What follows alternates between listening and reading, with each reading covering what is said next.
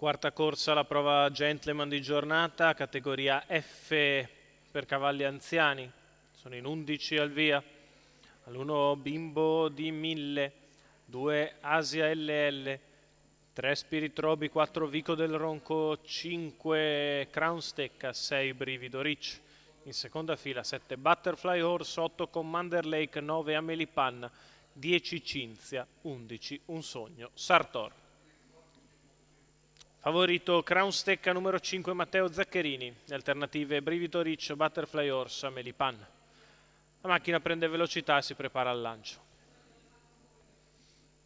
Partiti con veloce Asia LL, al largo Crown Stecca, in mezzo alla pista Brivido Rich. Asia LL che scende lungo i birilli, prova ad attaccarla al largo Crown Stecca che va a chiedere strada. Tra i cavalli ancora Spirit Roby alla ricerca di un posto avanti a Bimbo di 1000, se ne vanno 200 metri in 14,6. Rimane davanti per il momento Asia LL, Crown Stecca va a chiedere strada.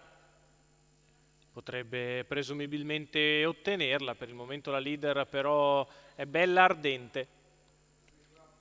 Ha il suo bel da fare suo interprete che a questo punto rimane davanti, di fuori Crown Stecca, seconda pariglia numero 10 per Cinzia squalificato. Spirit Roby.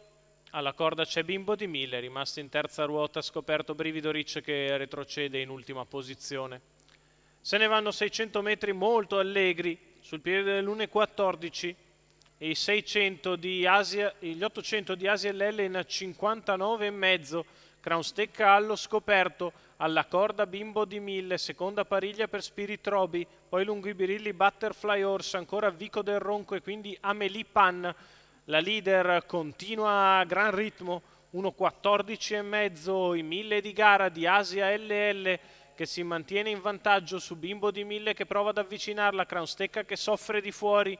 Poi Butterfly Horse, quindi Commander Lake a 400 dalla conclusione, richiesta Asia LL, ha fatto 15,2 la retta di là, Bimbo di 1000 sposta al suo esterno, si prepara Butterfly Horse, guadagna di dentro anche Commander Lake, così come Un Sogno Sartor. A metà della piegata conclusiva Asia LL ancora in vantaggio, arrivano gli avversari con Bimbo di 1000 che va all'attacco in mezzo alla pista, Butterfly Horse, lo scatto di Butterfly Horse che va sugli avversari, Butterfly Horse che nel finale viene a vincere netta. Al secondo posto finisce Un Sogno Sartor avanti ad Amelie Pan.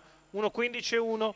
Corsa parziali invertiti, 31 ad arrivare, Butterfly Horse sbuca da terza in corda, viene a vincere netta.